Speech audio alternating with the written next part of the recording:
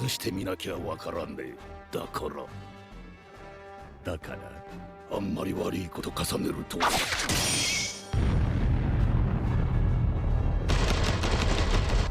One Piece est un manga qui, par son grand nombre de personnages et d'intrigues, a réussi à complexifier ses arcs. Des rencontres entre personnages sont souvent tout aussi importantes que le dénouement de l'arc. Les Mugiwara restent bien évidemment au centre du récit et terminent les arcs en se battant contre l'antagoniste et son équipe. Cependant, il arrive parfois qu'un personnage présent sur le lieu de l'histoire puisse de par sa force battre l'antagoniste principal.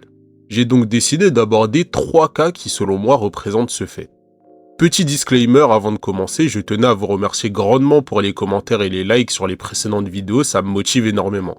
Pour les nouveaux arrivants, n'hésitez pas à vous abonner, c'est gratuit, en plus ça fait de vous les gentils de l'histoire. Commençons maintenant la vidéo avec le premier personnage.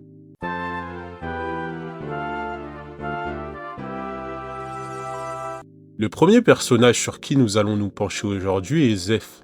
Il nous est introduit comme le chef du baratie. Dès sa première apparition, il se prend un boulet de canon renvoyé par le Gum Gum Balloon de Luffy.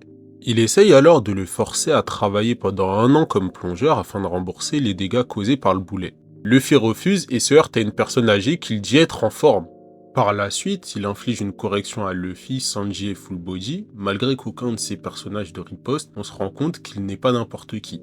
Et en effet, Don Krieg nous explique ensuite que lorsqu'il portait le nom de Zeff au pied rouge, il a navigué sur Grand Line pendant 1 année entière. Avec les temps de recharge des log posts, je pense qu'il n'y a que très peu de chances qu'il ait pu se rendre dans le Shinsekai.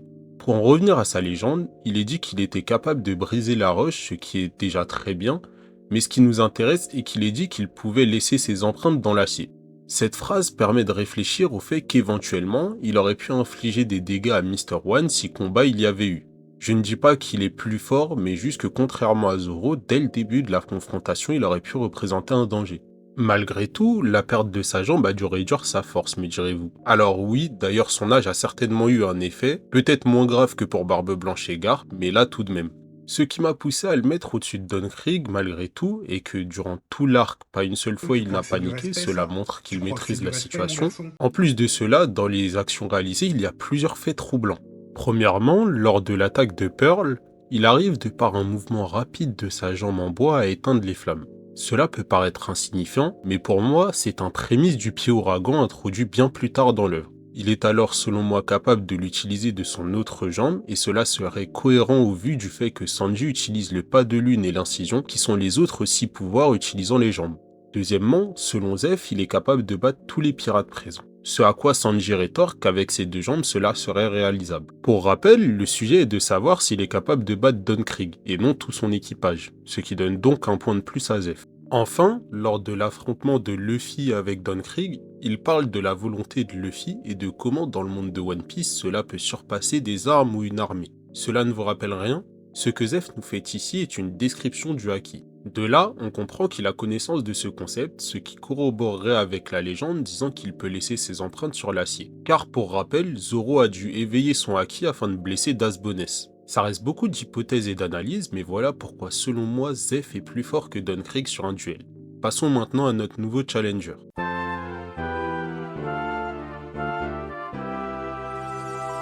Nous allons maintenant nous pencher sur le cas de Kuma. D'après moi, sur Thriller Bark, il était capable de vaincre Moria. Reprenons les faits. Moria est un oignon géant ayant grandi à Wano. Il est ensuite devenu pirate avant de retourner à Wano pour se faire retourner par Kaido. À ce moment, il perdit tout son équipage ainsi que sa confiance en les personnes vivantes. Je pense qu'on ne se rend pas assez compte de la méchanceté des empereurs quand t'es pas un personnage principal. Kid et Luffy sont sortis de Wano sans une seule cicatrice alors que Moria ça l'a découpé comme une broche à kebab.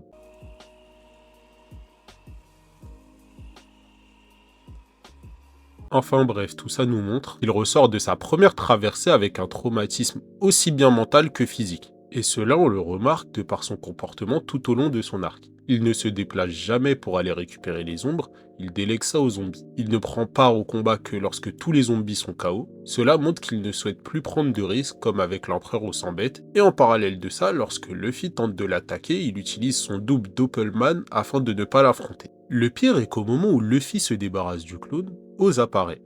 On pourrait donc s'attendre à un 2 contre 1, mais non. Moria lui ordonne d'attaquer Luffy et s'enfuit directement. Toute cette inaction mène ensuite le corsaire à sa défaite. En effet, n'ayant plus l'habitude de combattre, il absorbe trop d'ondes dans sa forme finale et n'inflige aucun dégât à l'équipage avant d'être vaincu. Je pense que c'est du jamais vu depuis ce type. Il a fait 30 combats de boxe taille, il a pris 29 KO et puis il s'est fait étrangler à Sevran. Si maintenant on regarde le cas de Kuma, il y a 22 ans, il participe à la création de l'armée révolutionnaire. C'est à peu près au même moment que Moria perd face à Kaido. De mon prisme, à ce moment, Moria était largement plus fort que Kuma du fait qu'il soit un pirate cherchant à régner sur les mers. En plus de cela, lors du flashback de Kuma, on s'aperçoit qu'il subit beaucoup de dégâts lors des révolutions auxquelles il participe. Maintenant, revenons-en à Thriller Bark. Comme vu précédemment, Moria n'est plus que l'ombre de ce qu'il était. Avouez, elle est bonne, hein. Frais de l'ombre de lui-même. Bref, reprenons. Tout ça pour dire que son équipage est peut-être plus fort que ce qu'il était, mais lui l'est beaucoup moins. Au contraire, Kuma a presque fini sa cyborgisation. De ce fait, la majorité de ses organes sont désormais robotisés. Cela lui confère une résistance encore supérieure à celle qu'il avait de par ses gènes de Bukani. Il a en plus de ça les lasers de Kizaru qui lui confèrent une puissance de feu énorme, et au vu de tous ces éléments, il est selon moi logique de penser que si Kuma l'avait voulu, il aurait vaincu Moria. Peut-être pas facilement, mais à la fin c'est lui qui serait debout. Il est maintenant temps de nous pencher sur le dernier cas.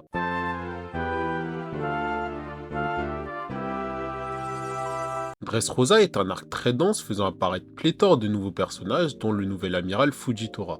Durant cet arc, on nous apprend qu'il a pour but de changer les institutions que sont la marine et les GM de l'intérieur. L'une des choses qu'il souhaite mettre en place en urgence est l'abolition du système des Shichibukai. Cela explique sa non-intervention suite au lancement de la Birdcage de Doflamingo, car comme énoncé par le personnage, s'il abat Doflamingo maintenant, il sera juste remplacé par un autre pirate comme pour Crocodile.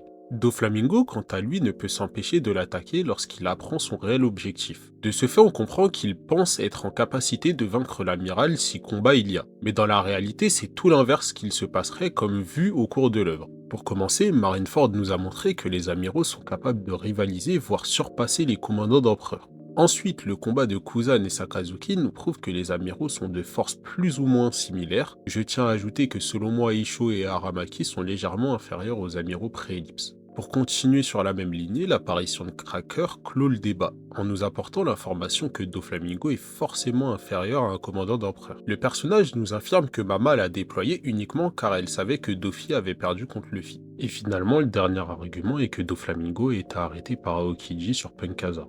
Connaissant la mentalité du personnage de Doflamingo, s'il est en capacité de battre Aokiji à ce moment-là, il l'aurait fait. Au vu de tout cela, on peut affirmer que Fujitora est d'un niveau proche de celui de commandant, et donc de ce fait aurait pu battre Doflamingo. À quel point cela aurait été difficile, ça nous ne le savons pas, mais de mon point de vue, il n'y a pas de débat.